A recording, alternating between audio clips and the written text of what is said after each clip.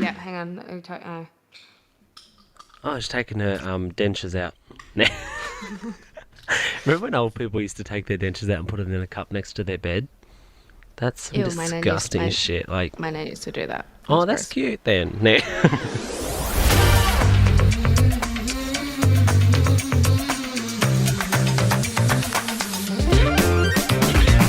Welcome to Not So PG, a podcast for the girls, gays, and theys. I'm Brooke Blurt, my pronouns are she and her. I'm Matty Mills. My pronouns are he and him and lovely sing. Of course. Firstly, we would like to acknowledge the custodians of the land on which we record this podcast. And today, for me, that's the Gadigal people of the Eora Nation. And for me, it's the Wiradjuri, Woiwurrung, and Bunurongbu people of the Kulin Nation.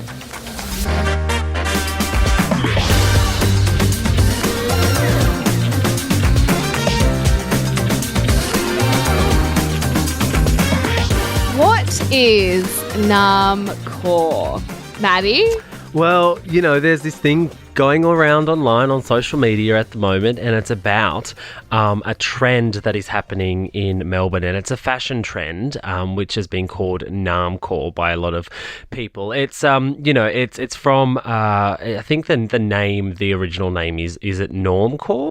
Yeah. Normcore, something like that. But it's basically this fashion trend with beanies and gloves and hiking boots, and often worn by people in suburbs like Brunswick and Collingwood and Fitzroy. You would know what I'm talking about, Brooke. You're from Melbourne, Nam. I am south of the river. I am on the south side. She's a little bit bougie, so I can see why north side is the jam, and like why north side's like a typical style, right? I guess I fit into that category, but I don't live in there. So, but why? I'm asking, why is it so problematic at the moment? Like, obviously, it's going around on socials, and we are obviously talking about it for a particular reason. Yeah. And it's strange how this has kind of come all about. So, I only sort of heard through Clothing the Gaps, which is an amazing clothing brand, and they brought my eye and attention to it. And I want to talk about it. So it extends from the traditional name of Melbourne, which is Nam, which is where I live here in Nam. And Nam is obviously paying, homage to the traditional name of this place, and it has how significant it is. It's not something that we would deem like this trendy style thing. Yes, you know what I mean? totally. Like, we take our connection to country and our culture so seriously, and we're holding on to the bare minimum of like the littlest culture we have in terms of our languages that we're so scared to lose due to colonization, that when someone makes something like, it's not mocking it. I don't think it's mocking it. I think it's just... It's undermining it. It's undermining the cultural significance of language. And language in this country is super important when it comes to the truth-telling element of who we are as First Nations people, but also redefining what land is where and decolonising spaces. So, when people, you see this a lot on social media where people have the traditional name of a location on their bio now. So you will see, Nam/Melbourne or Gadigal/Sydney.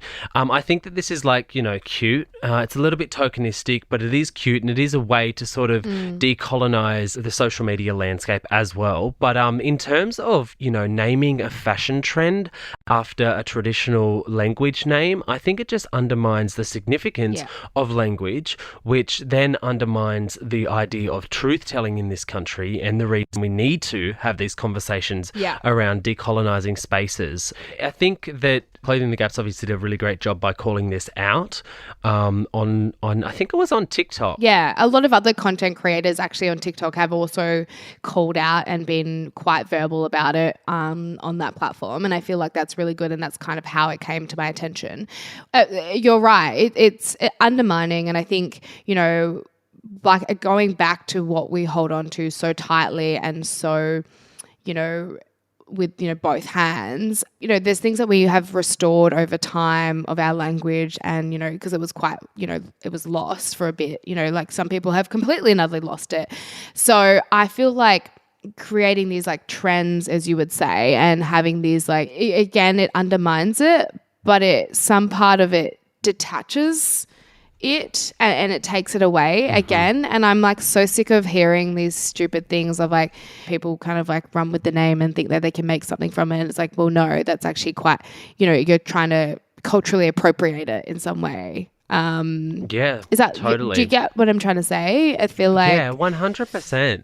Yeah, and it's 100%. the word Sorry, 100%. You know what's funny? Radawar Hick always pays me out for saying 100%. She always will be like, if I say 100%, she'll be like 100%. But you know what she says? She says all the time. Anyway, we digress. But what I will say is that the word Naarm and the language, the traditional name of the place, which is Melbourne. It needs to be held in high regard as an important, not just as like a name or like a name of a place, but as like cultural significance. Exactly. Yeah. And if you're trying to make it this like trendy thing, what's the whole thing of like doing a trend is trying to make it mainstream, right? We want it to be integrated and to be recognized and acknowledged. We don't need it to be mainstream. Like we want it. You know what? You will see so many performative allyship when it comes to language as well. People using language names or, recognizing, even in, think about, social media as a landscape, right? You see these people you'll see like living on stolen land, Gadigal, or, living in Naarm. And I think that like it is one thing to like be able to use that as a way to educate and decolonize a space or give insight into the colonial history of our country. But I also think that it's super important that if that is where your activism stops and it's just by putting a language name within a bio, I think that you have some deep reflecting to do because like those symbols can become tokenistic quickly, and it's like it's a trend, and is it that you want people to see your Instagram and you look woke, or you want to look like an ally, or are you actually doing the work behind the scenes? Exactly. And are you learning about the culture from that space? Are you trying to interact with community? Are you trying to get an understanding of the pre-colonial history of that language group or that location, or is it just a name that you're popping on your bio so that people can say, oh, they're really woke. They they understand that there was black fellas here before white fellas. That's really easy to do. That's really an easy concept. Like that doesn't take much. It's very simple. But what more do you know? Well, you know that Melbourne was, named Naarm, and that's I don't like to say traditional name, I like to say the name of the place is Naarm, Literally, right? Sorry. Yeah, I agree. It's like sometimes they put these ideas and notions in past tense. What that means is that they're forgotten about, or they're looked as if they were something of the past. No, it exists today. Naarm exists today. And no, it's not a fashion trend. It's not something that you can flick onto TikTok and hope it goes viral. It's a deep culture, and it's like deep rooted in the culture of the people of Naarm. And obviously, Melbourne now is a different place. It's not what it once was. And you do see these trendy people getting around the streets of Melbourne. Well, that's and I'm all about fashion. I'm like, yes, go and live your best fashion life. Like, you look amazing. And I actually like the style that is normcore. Like, I like that understated cargo pants, sort of, gloves and those sort of the grungy sort of industrial inspired vibe.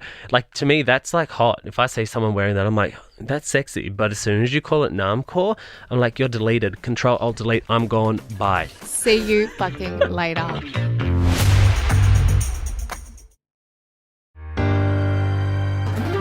On that, right? The aesthetic, right? I'm all about an aesthetic life, but using Aboriginal language, I think like it for me just it frustrates me, and I think a lot of Aboriginal and Torres Strait Islander people understand this because it's like I think Black people have like been trendsetters their whole bloody lives on that. So like I think using it as an aesthetic completely and utterly dismisses how many years? Like 65,000 plus years of the depth and significance of our culture. And I think that's why a lot of people are annoyed, because it's like, it's trendy. Like, let's all start posting about it. Again, performative allyship. Fuck off. Yeah, and do you know what happens with trends? They come and they go. Exactly, but Num's here to stay. Yes, hashtag Nam's here to stay. I had the same thought, right, about the clean girl aesthetic. Now, this is a common thing about gold hoop earrings, slit back buns. That is a black girl aesthetic. That wasn't a clean girl aesthetic. Just because white girls started doing it again, it's become really popular and it's become a trend again. But black girls... Yeah, you see a lot of the big models do it now. Hey, like Gigi Hadid. Exactly. Bella Hadid, the Kendall Jenners of the world. Who started it? Yeah, black and brown girls. Black and brown girls. Exactly. And you know why? It's because they weren't allowed to show off their natural hair. It was like dismissed. It was like, they were dirty. It was yeah. It was discriminated against from like having their full, whether they had curly or afro hair. You know, they just weren't allowed. So they used to do the slick bun to fit a white aesthetic, like to fit Western culture, and that was their look. You know, gold hoop earrings, slit back hair, gelled, natural, beautiful black skin that was, you know, a little bit of BB cream maybe, or a little bit of, you know, skincare. And now it's the white girl aesthetic. And I'm like, no. Take it back to its roots. Totally, sis. I think that, like, when you think about these things that happen and they're culturally significant, or they're deeply entrenched in, you know, discrimination or racism, when a white girl does it or you know, somebody who's not from a marginalized community does it, and they're, you know, described as beautiful or this, you know, revelation to the world because of this trend, it really undermines the struggle and the trauma that those communities had to go through while experiencing the same thing, you know? Yeah, exactly. And it's like recently, I think like this page that I follow, who's an amazing, like, you know, activist in, you know, all this advocacy work, and she reposted that Vogue magazine had posted this like headline, and it was like, why Sienna Miller always was, always will be our ultimate style inspiration. What? Yeah. I'll vomit. I'm Vogue. More like vomit. Vogue Australia. Are you kidding? So this is Australian. This is not Vogue, like, you know, global. This is Vogue Australia. And no, I know the editor-in-chief at Vogue. This is disgraceful. Yeah, it was really disappointing. And they did come out with an apology, all right? So, like, there's this beautiful... She makes the Jargum dolls. I'm pretty sure her pronouns are she, her. I actually don't know her name, but I know her as Dreamtime Aroha, and you would probably know her advocacy work. Yes. I know her as well. She makes the Jargum dolls. Exactly, yeah. So she makes these beautiful black dolls, guys, because I didn't grow up having, you know, any representation even with my fucking toys. Where's my black Barbie? Totally. Yeah. You know, so, you know, she makes these beautiful dolls and she takes them out to community and she shares them, and I think she's an amazing job, but she does this really, really powerful advocacy work, and she's the one that actually emailed and contacted them, and they actually apologized and said that, you know, we'll do better and we'll do the work. And so she's like, okay, follow it up. And she does. She's amazing. See, accountability is everything. Exactly. Because you can say whatever the fuck you want to someone, right? You can be like, yeah. We're, you know, especially when they're external to a company or an organization, they don't know what's happening internally. You can literally smile and wave and say you're doing all the things, and then, you know, but if you don't chase them up and if you don't, you know, make them accountable, they could just be, you know, doing exactly what they've always done, and there can be no real change. It's, you know, cultural appropriation is a very interesting topic, and I think that, you know, people who haven't had their culture appropriated really get confused with this, and I don't think that they understand the level of disruption or the level of offense that it can cause to another community. I'm actually learning a lot about the Asian diaspora in this country, and I'm learning a lot about the Asian Australian experience because of the work that I'm doing currently in my play. It is a beautiful Asian Australian story where I've been able to actually be opened up to their world and to understand the difference and the nuanced experiences throughout the Asian diaspora. And for me, there are so many key learnings that I've taken away from being just, invested in hearing the stories and the experiences of these wonderful castmates of mine, which has been, just an eye-opener for me, because it's different to the First Nation experience, even though there are similarities, but just knowing like the unique experiences or the unique discrimination or the unique trauma that this community has gone through in this country gives me a better opportunity to appreciate their culture, and absolutely not appropriate it, which I wouldn't. But I think that the more you know about a culture, the more that you're invested in understanding their experience, their lived experience, the better and more informed decisions you can make on your life and how you interact and sometimes talk about communities that you are not a part of. Yes. That is, again, true allyship, is making sure that you educate and do the work and not just, say that you are and have like stolen on Gadigal land in your bio. And you know what? Can I just touch on that real quick? What I find so interesting is when somebody, especially if they're the head of an organisation or they're, the big wig in the room, and they get up and they say, I'd like to acknowledge the traditional custodians of the land. And then at the end they go, we are on stolen Gadigal land, always was, always will be Aboriginal land. All I want to do is stand up and say, well, what are you going to do about it? You know that it's stolen. You know that this is the land of the traditional, Gadigal people. What are you doing about it other than just acknowledging it? Because if you can acknowledge it and do nothing about it, you are the problem. That's it, right? You're going to give it back? Yeah. You're going to buy me a house or what? Pay the rent, bitch. Now.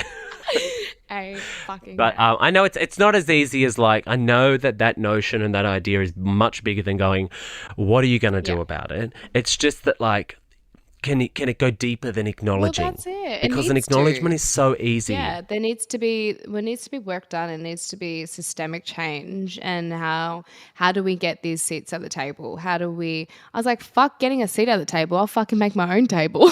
Yeah, and I'll make it stronger. With my own seats. Yeah, I'll make it nicer, stronger. It'll be black, bi and bougie, and we'll have all the colours of the rainbow there. Oh my God, that would be amazing. Do you want to make a table? Start our own table. Let's make a table. Yes, my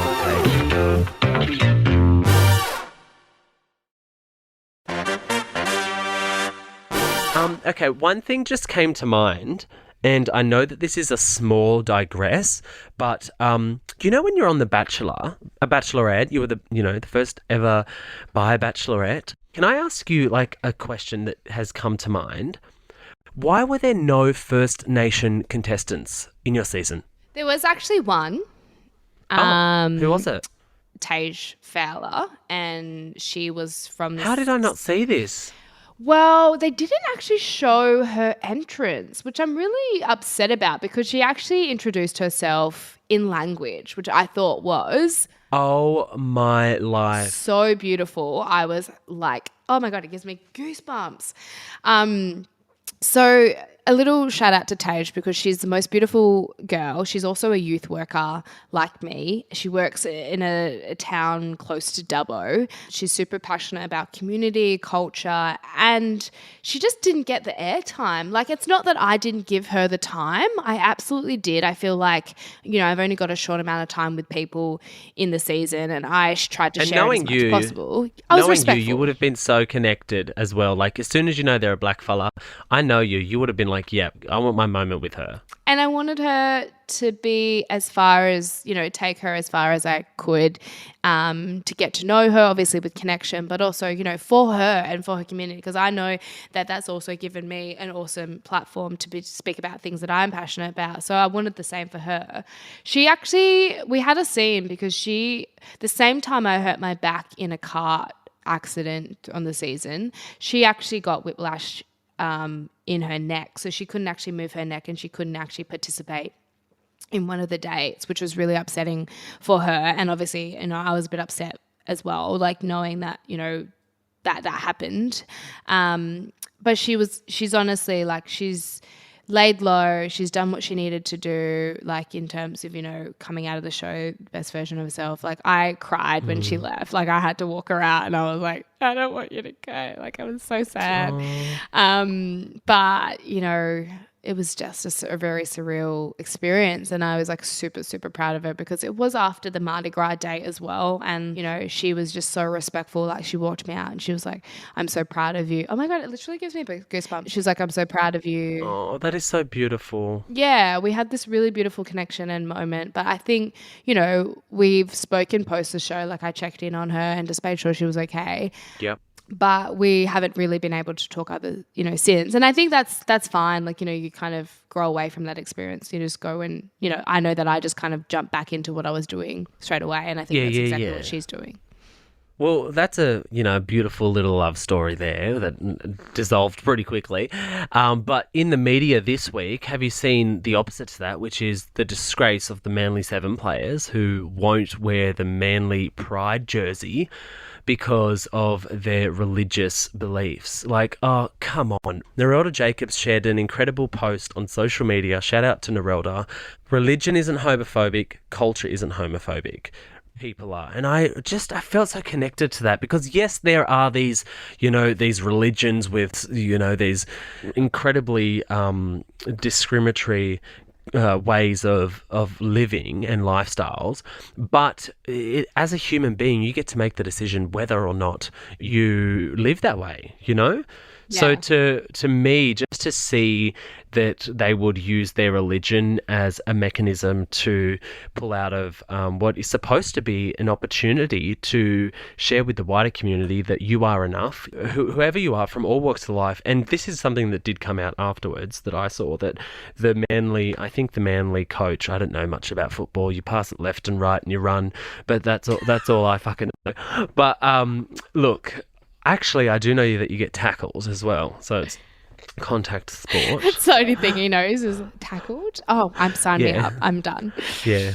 But look, what I will say is that there was an opportunity here for this to be the first ever, Pride jersey within the NRL, to showcase inclusion and pride for all people from the community. It was really a symbol to say, no matter what walk of life you come from, no matter who you are enough.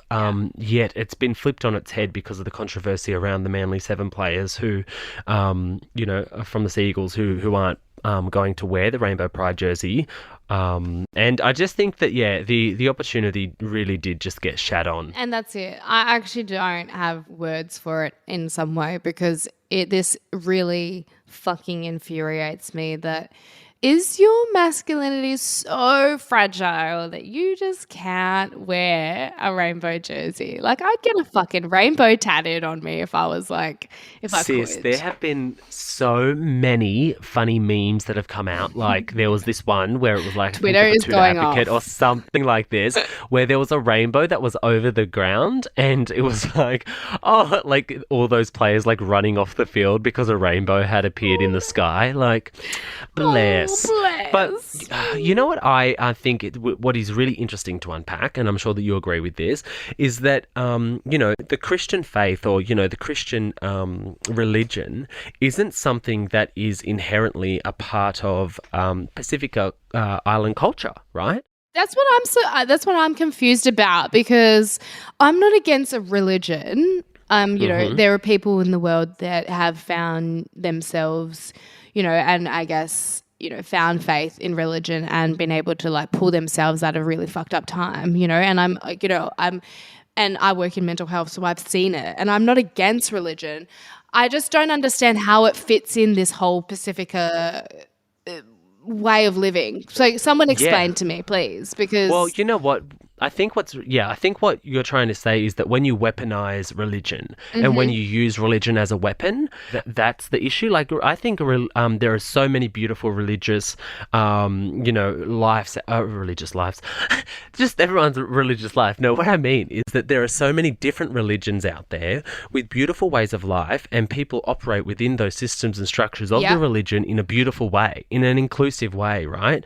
But I think what is very interesting about this particular example is that these Pacifica Islander men, if we look at the historical context of why the players are taking this stance and where it actually comes from, it comes from colonialism. They use their faith and their religion as a weapon when they want to. It's not, something that they use all the time. It's when they feel like, they don't agree with something or they don't see a reason behind something, they can use their religion as a weapon. I don't see these mob using it against gambling. I don't see these mob using it against domestic violence. I don't see these mob using it against the alcohol companies Substance that are put on their substance use. It's really just targeted at the queer community. And it wouldn't surprise me if some of these men are on the DL, because I know footballers. Let me tell you, I know footballers. It infuriates me because, I, on the other hand, have been able to fully express my queer self on a show, like a national television show.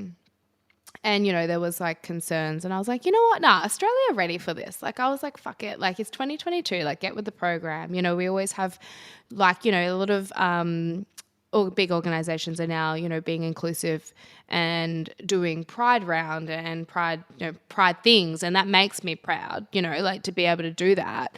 But then shit like this, it's sets us so far back and you're like, what the fuck? We've taken 2 steps forward to take fucking 10 steps back. And I'm like, what messages are we really sending to young people if this is what we're kind of, this is what our focus and our media attention is on? It should be how amazing Pride Round is, how cool these jerseys are, how we're integrating sport and inclusivity. You know what I mean?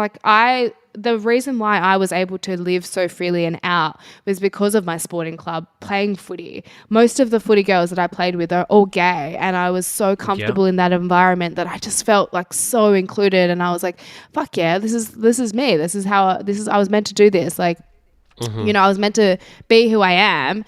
But then on the other end, I think, wow, what if my club wasn't so inclusive? What if they were hugely homophobic, like the fucking Manly Sea Eagles, clearly?